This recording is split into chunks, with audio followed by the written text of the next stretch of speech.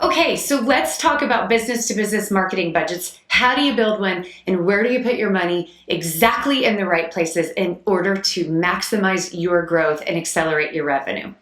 Well, first of all, let me introduce myself. I'm Dacia Coffey. I'm the CEO of The Marketing Blender, and I am a fractional chief marketing officer. And I do a lot of budget planning and building marketing plans and marketing strategies. So let me teach you 3 different things, in addition to the tips that we're giving you on this page, about how to strategically think about your marketing budget. The first is something that I call revenue ratios. Now, basically what this does is it combines a sales pipeline or sales funnel with the marketing funnel so that you now have a total business development point of view when it comes to marketing. And then we problem solve inside of this holistic point of view. So let's walk through those different levels of the revenue ratios. As you can see at the top, we've got visibility. If people don't know that you exist, if they don't know your name and they don't know what problem you solve, you cannot find new customers. So visibility. Now you need to know regarding budgeting, visibility is the most expensive one to get. So food for thought, although it's a no-go because you're not even at the starting line if you have 0 visibility. After that, we start to look at traffic. How effective was your visibility in helping people to be curious about you? So traffic can be video views, obviously traffic to your web pages, when trade shows are actually happening, traffic to your booth and number of conversations that you're having. People are simply saying, that's interesting. What do I think about that, right? Now, below traffic, we start to get into what we call conversions. Are you converting the interest that is indicated by the traffic into inquiry? So conversions can be simple, like watching a video all the way through or filling out a form on your landing page. They can also be converting an interest in a piece of content that you have. So for instance, they filled out a form in order to download a report that you have into a contact us form. That's another version or a deeper level of conversions that we are tracking and that we want to identify should we be investing in. And then of course, as we get closer to the bottom, we're talking about qualifying those marketing qualified leads into sales qualified leads. And then of course, the closing ratios. How much business did you get out of all of this? Now, the key, of course, as you can see, and why we all use a funnel methodology is because there's attrition that happens. You're simply going to lose people from level to level.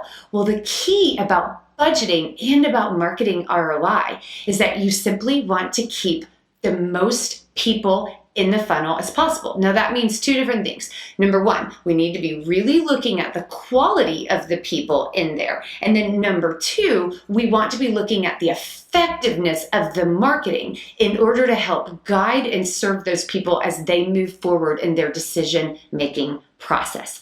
Now, what does this have to do with budgeting? Well, when you're able to start looking at this holistic picture of your marketing plan, your marketing strategy, then you can quickly identify where are biggest opportunities. Now, I really suggest always start closer to the bottom because that is where you will find short-term gain and then you can sequentially build on that. Also, it's the least amount of money investment-wise to impact the bottom of the funnel. So sales training or closing opportunities, conversion improvements on your existing website are all high impact, low budget cost in order to accelerate your revenue, right?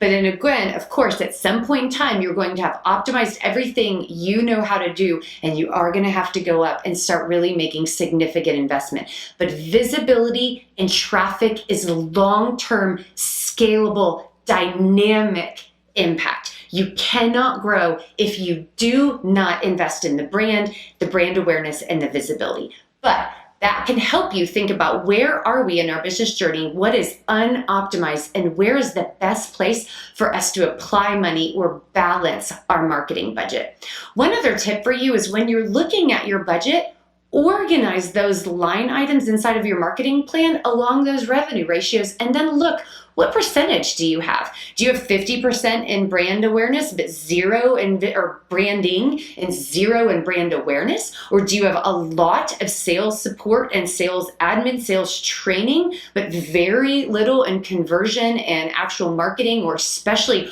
are you missing content marketing? Every company has a different right balance for them, but you need to be thinking critically, aligned with where are our major problems. Is the balance of our marketing budget appropriate to the problems and aligned with the problems that we're trying to solve? All right, so that's framework number one.